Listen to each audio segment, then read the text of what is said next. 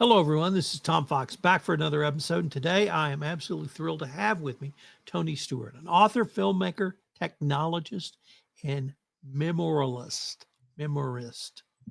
or something close to that. Tony, first of all, that incredibly long-winded introduction. Welcome to the podcast. Thanks, Tom. It's a pleasure to be here. So, Tony, we're here to talk about the book, Carrying the Tiger. But before we start with that, could you tell us, give us maybe a little bit about your professional background? Sure. I'm now technically retired and I've become a memoirist. So my professional background spans more than 40 years.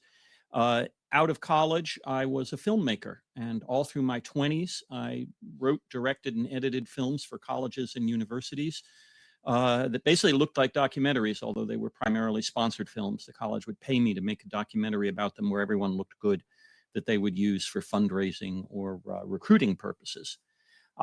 In the 80s, personal computers came out. I fell in love with computing on my desktop. Basically, I bought one in order to write software for me to use as a filmmaker, and ended up feeling like, wait, I need some software. I need software to run my own freelance business. And so I taught myself computer programming and wrote a program called Tony Stewart's Home Office that did very well. I licensed it to a professional publisher, and I was off to the races as a software developer. On the basis of that, I got hired by some small software companies and was the director of software development at a company that created software for foundations and corporations to manage giving away their money. And that software got bought by, in England, the Arts Council of England, the Arts Council of Wales. They had just started the national lottery there. They funneled a huge amount of money. And suddenly my software was being used by two of the largest organizations in the world that gave away money to manage their money. That was the first 15 years of my career. I followed that with some business consulting, helping organizations deal with new IT technologies, traveled back and forth to Europe a huge amount, led the development of an international standard. I was hired to lead the development of an international standard as the technologist in charge of it for a few years, which was great fun. It was before Zoom, so we got in-person meetings all over Europe and North America. Tremendous fun.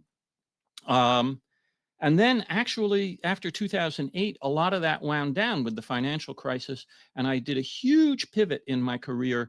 And I spent the last 10 years of my career, it's not even mentioned in my normal bio, as an administrator at a residential treatment facility for teenagers, adolescents with behavioral issues and mental illness, basically diagnosis, as part of the safety net in New York State, for the Medicaid safety net for people who needed serious support. I didn't know, I'm not a social worker, psychiatrist, anything like that. I was behind the scenes helping to hold the place together and run projects, open a new location, things like that. And then my wife got diagnosed with cancer. And that's where we pick up the book that I'm talking about now. So I was going to ask you what inspired it, but you've just told us. How did the personal journey you and your wife went on evolve into a memoir? Well, it certainly took me by surprise. It evolved sort of naturally, organically is the word I'm looking for. So we got this phone call on a Sunday afternoon that Lynn had tumors in her back and in her spine that no one had been looking for, actually. As a result of an MRI taken for a different purpose, we discovered that she had stage 4 non-smoker's lung cancer and basically a death sentence hanging over her, although it wasn't clear whether it would be 6 months or 2 years or what. And she had a lot of friends, so we started trying to keep in touch with her friends. Emails were killing us. Too many emails flying back and forth while we were trying to get our heads together and find the right doctor and the right course of treatment. And someone told us about a thing called caringbridge.org, which is a nonprofit website. It's an organization with a nonprofit website where you can set up like a little private Facebooky thing where you post information about whatever you're going through. It's for people who are going through health challenges. And your friends can read it and they can write comments at their convenience. We started doing that 3 or 4 days in, and Lynn asked me to write the posts because our personalities were such. I was like the type A problem solver and a good writer. And she asked me to keep our friends informed about what was going on so that she read them, she paid attention to them, but she didn't have to do it herself. That was the beginning. That turned me into a journalist, writing these notices for our friends about what was going on, which I never thought would become public. We found a kind of a miracle drug, an immunotherapy, in a clinical trial for Lynn that extended her life by 4 or 5 years.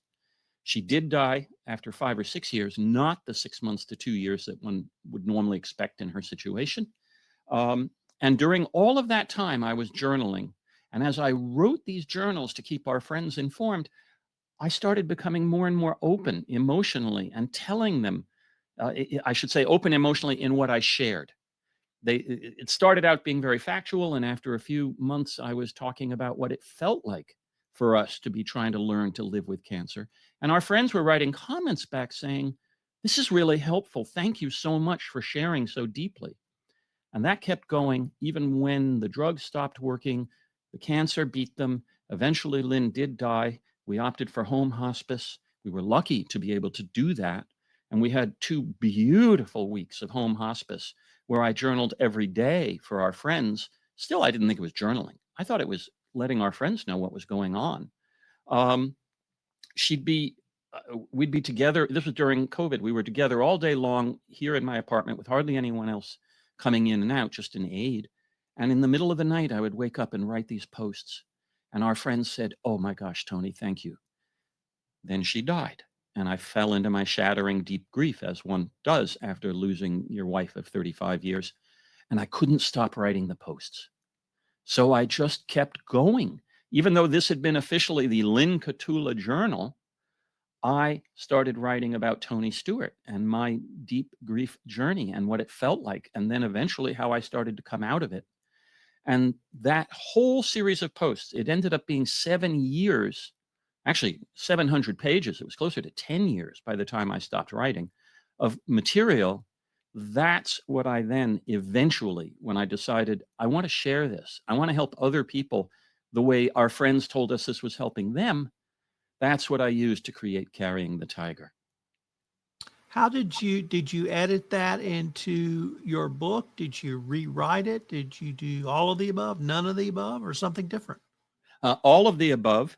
It took me multiple passes. I started trying to edit the material down shortly after she died. 6 months after she died, it was way too soon. I couldn't do it. And I had this printout sitting in a box in my office where I kept kind of tripping over it for another 3 or 4 years. And eventually I decided I really want to do this. And in late 2023, set out on that. And I spent more than a year going through multiple passes. My first attempt at this, I was simply straight editing. I have these hundreds of pages. No one will ever read that much. And it's very repetitive. What's the through line here? What's the core story that someone would actually find interesting? And I spent several months just editing down to that and writing tiny little fillers between these posts. And I kept them in that format. I mean, you would see the little date, the header. It's sort of like an email header, but it was from Caringbridge. I cut them way down. And then I thought I was done. I thought, oh gosh, I'll just circulate this. And after a day or two of living with that idea, I realized no one but our close friends will ever read this. It doesn't explain really who we are. It doesn't tell you what was going on in between the posts and what our life was like and who we were and why would you care? So then I spent another 10 months going over and over and over the material, filling in, shortening the posts more, putting in more things that were not in the posts, because we had left a lot of things out, both because Lynn asked me not to talk about all of the pain, the reality. I should add, I'm not putting all of that pain into the book or no one would read the book. But Lynn didn't want me to share the full truth of what we were going through because she didn't want to freak her friends out. She wanted to share just enough. And now I wanted to tell the true story of what it felt like to go through that.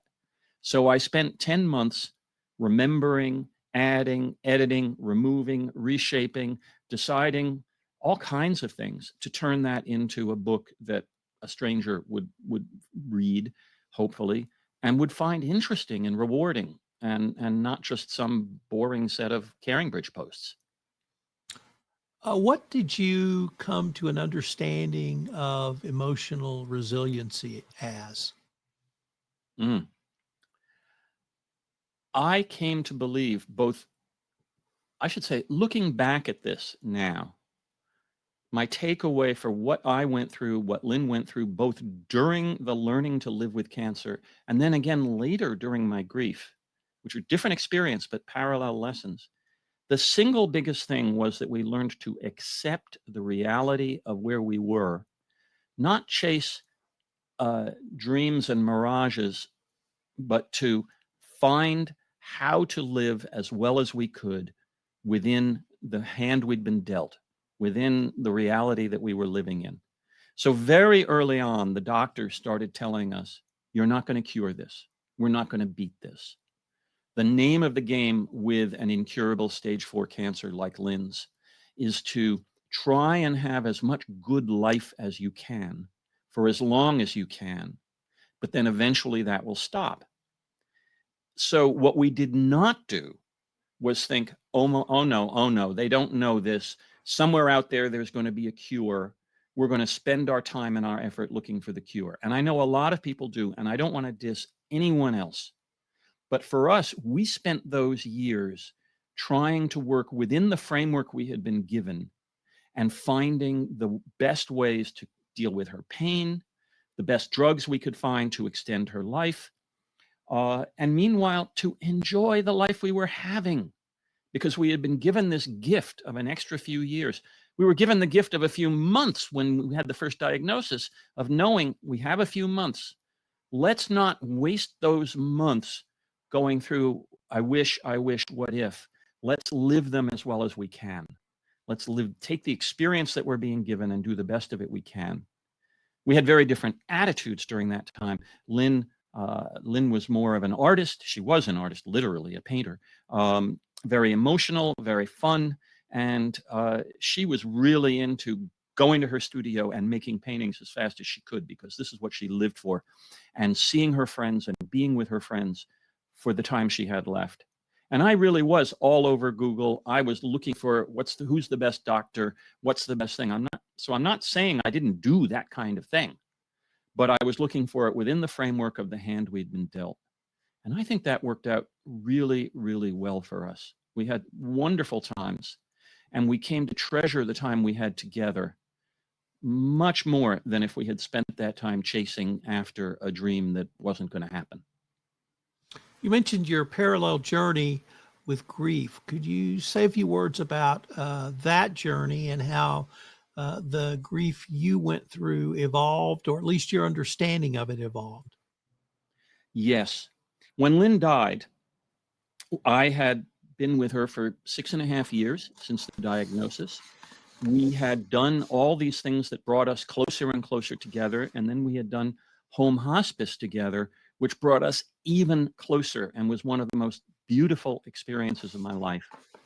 And I think now naively, that because we had done all these things so well, we had had such good luck that to be able to share that, we had said our goodbyes. We knew how much we loved each other, and I had been with her to the last minute. That I thought that because of all of that, maybe my grief would be shorter or shallower, I'll get over this more quickly. So she died, and I went into the first few days, which I think is very common, is just shock. You don't actually know what you're feeling the first few days after someone you really care about dies. And I thought, oh, this is working. The sun is shining. I'm starting my new life. And after about 2 days, I just fell off a cliff. And I was incapable. I was crying all the time. I was incapable of getting anything done. Luckily, I had taken a leave of absence from work at that point so that I could just spend the whole day getting almost nothing done. And I started to go into my deep grief. And it was shattering, disorienting, sneaky. You feel better one day and you think you're coming out of it, and then you go back down underwater the next day. But what I had that helped me and helped build my attitude towards it, I had these comments from my friends on Caring Bridge, some of whom had been through deep grief before and who had gotten accustomed to sharing their feelings with me. And they gave me pointers. And it isn't like, here's how to solve this. It's more like, eventually you will learn to look at those photos and smile rather than having all the photos of your life with Lynn set you off because you're just missing her so much. Now, eventually, for anyone, could be a year, could be 2 years. Everyone's grief is different. But I started focusing on that. I started trying to make that happen. Uh, Looking at the photos as I prepared her memorial and thinking, someday this is going to make me smile. What were we doing the day we took that photo?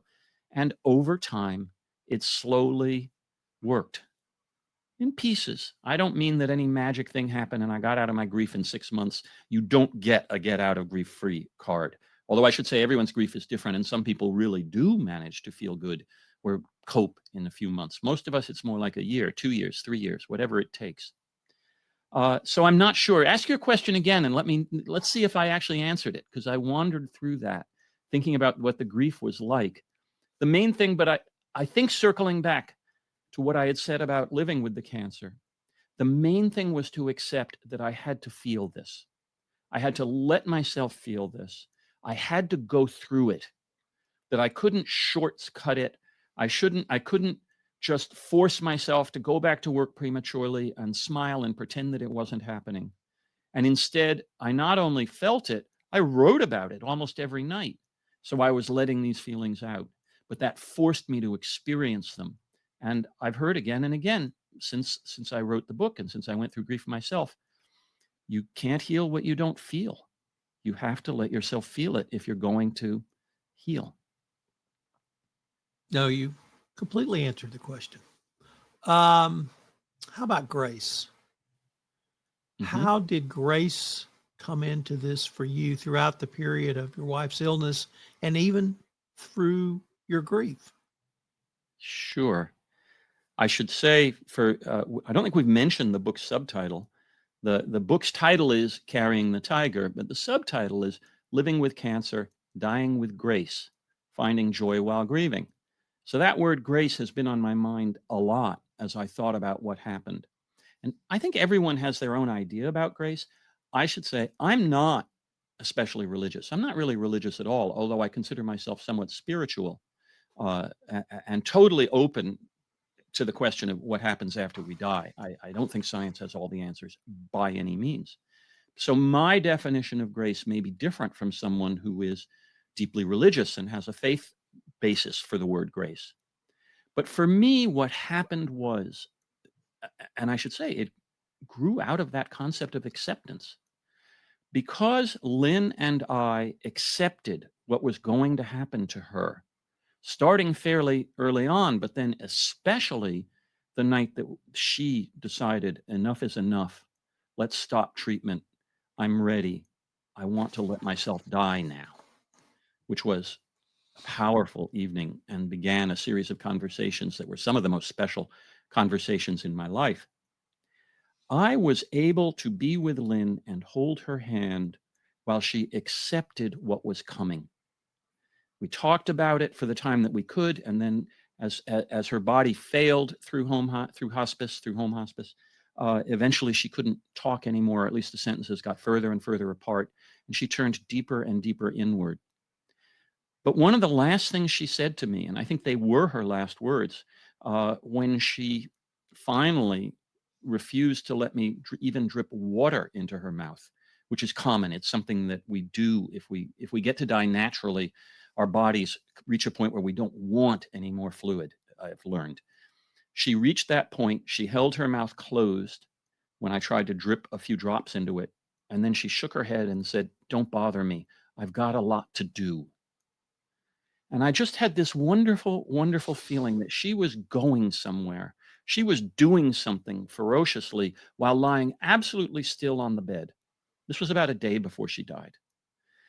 And I feel that the grace that I have felt about that was a kind of a beautiful acceptance, a light-filled journey to somewhere.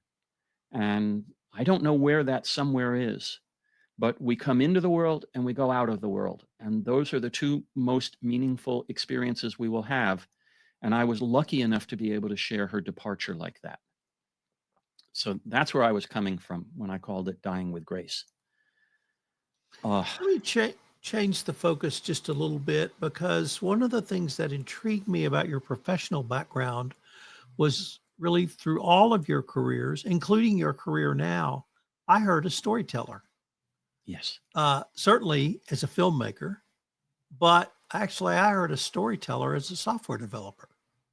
And I'm always intrigued by that. And so I was wondering if maybe you might reflect about storytelling in the mediums you used. And I don't know if you see your software career as storytelling, but maybe you do. But you certainly see your filmmaking career and certainly your career now. Where does the storyteller come from? Is it all within? Is it being asked to do a project like perhaps you were when you were a filmmaker doing films for universities, and then you putting your vision on it? Tell me about being a storyteller. I've been grinning here ever since you mentioned computer software development as storytelling, because I have always felt that way. When I met Lynn, she was an artist and I was a filmmaker, and I almost immediately became a software developer, and she accused me of a bait and switch, that she had fallen for an artist and now here she was with a computer guy. But in fact, and she learned this, everything I've done has been about telling stories. I started telling stories in about the 4th grade. I couldn't stop writing.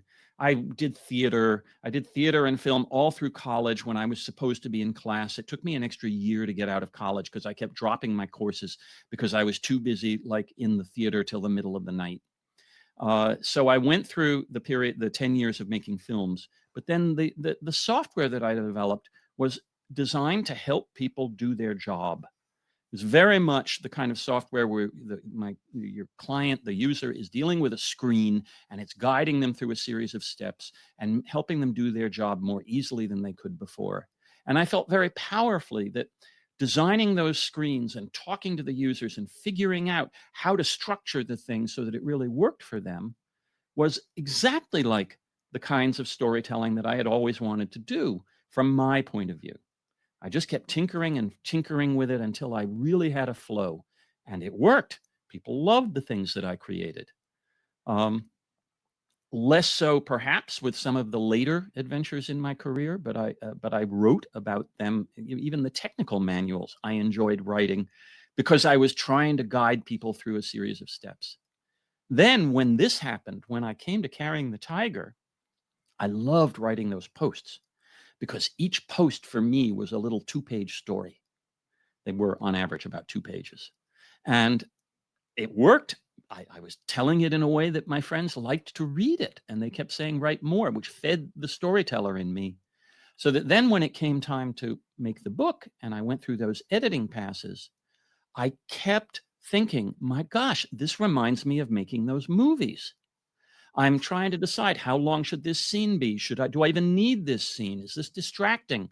How do I make you want to read the first 100 pages where we just go to all these doctors? And okay, it's a thriller. It felt like a thriller to us. I need to write this a bit like a thriller within the format of this being a memoir based on journal entries, and it's all in the present tense, and this happened and then that happened. But I've got little cliffhangers at the end of the paragraph, at the end of the chapters, because I knew in order for this to work, it needs to be Tony's story. It needs to be a story. So this has been the through line of my whole life. And you're the first person I can remember in the various interviews I've done for this who's picked up on that and asked me about that relationship. I do a fair amount of AI consulting, and one of the things I was interviewing a AI developer for a book I wrote, and had a PhD in statistics, and he said AI is just statistics, and it's beautiful the story it tells, and that's exactly what I saw. So yes, I completely get it. Let me change the focus just a little bit again and talk about PR by the book, their part in your journey as an author. What did they do with you, for you, and how has that helped build the brand of Tony? So I made a series of choices as an author. First, I decided not to have this be traditionally published because I was in my late 60s with only one book and only 250 social media followers. And I was reliably informed that no one is going to hire me on a regular contract. So I decided to publish this myself because I really wanted to get the story out. And then eventually I decided to go what I'll call high-end publishing, which is where the average person, you can get this book in bookstores. And if you do, it says it was published by West End Books, and it looks and feels exactly like any other book, any other memoir out there. And somewhere along the way, I thought, I've got something special here. And I can do everything I just said, and I can get it on Amazon and have bookstores be able to stock it, and no one will have any idea about it. So I decided I want to do a PR campaign. I want to get on programs like this one. I want to be heard and seen and tell people about it. And I asked my publishing services company to recommend some PR firms who had worked with their authors before and done well by them. And PR by the Book was one of the companies they named. So I reached out to PR by the Book, and it turned out to be a two-way qualifying process. They were qualifying me, as in, did they really want to work with me, even while I was qualifying them, as in, did I want to spend the kind of money? Because I will say that hiring a PR firm is not an order of magnitude, but is several times more expensive than all the other money I've spent on this project put together. What they have done for me, the biggest thing is that I believe this is the 25th podcast conversation that I've recorded. They found not just you, but dozens of podcasts. Some of them are quite small. I believe you have a much bigger audience than some of the ones I've been on, but I didn't turn any of them down. If someone is spending their life making a podcast, and a lot of them, some were about writing and books, and some were about grief and cancer and things like that. And there were podcast hosts who I think have a few hundred listeners. And yet I spent an hour of my time talking to them because I'm just trying to get the book out there, and you never know who it will resonate with. So PR by the Book got me all of that. I never would have on my own found you, reached out to you and all these other people. And of course, they packaged it and presented it in a way that showed that I would be a good guest. We did not do so well in the big media, in the traditional media, because I unfortunately live in New York City. And in New York City, one of the things you do as an author is you pitch your local radio stations, your local newspaper. That's the New York Times. My local radio station is the largest public radio station in the country, the one that talks to authors. And they basically said, if you lived in Buffalo or Syracuse, New York, we would have you covered up and down. You'd be on local TV, radio, etc. We can do that. But in New York, all of those outlets are being hit by people who are much more famous than me, and not one of them took me up on it. So for me, it's a mixed bag, but I took a shot. I took the shot, and I got to have conversations like this. And the book is, as we record this, the book has only been out 6 weeks. I've already got 50 reviews on Amazon from people who bought the book, which is great, with almost a 5-star average, 4.5-star average. And I've got exposure that I hope over time, when people see references to this, some of them will have heard conversations like this, and they'll go, oh yeah, because it takes several times of hearing about a product, an author, a book, whatever, before you actually decide to go read it or buy it.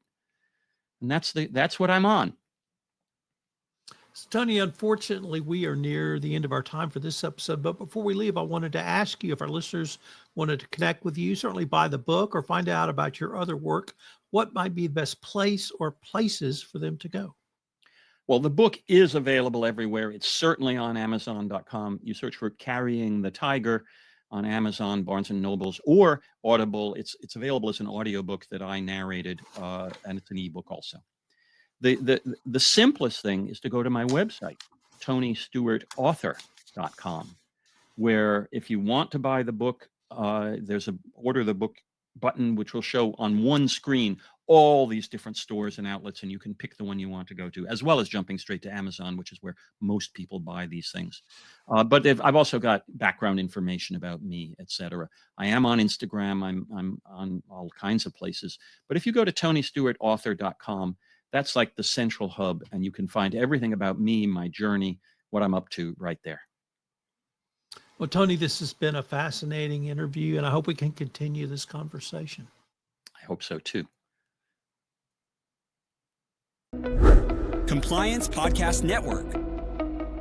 Start your mornings with daily compliance news, quick, sharp updates on the top compliance and ethics stories in under 5 minutes every morning in Compliance Podcast Network. Because compliance never sleeps. Need practical advice fast? Check out Compliance Tip of the Day. One actionable idea to level up your program. Short and sweet, every day on Compliance Podcast Network. Got 10 minutes? We've got the week's top 10 stories. 10 for 10 brings you the big compliance headlines. Fast, fun, and focused. Every Saturday on Compliance Podcast Network. And don't miss the Sunday Book Review, where compliance meets culture through must-read books and big ideas every Sunday in Compliance Podcast Network. Whether you're in the office, on a walk, or commuting, stay smart, stay ethical, stay tuned. Only on the Compliance Podcast Network. Available wherever you listen to podcasts.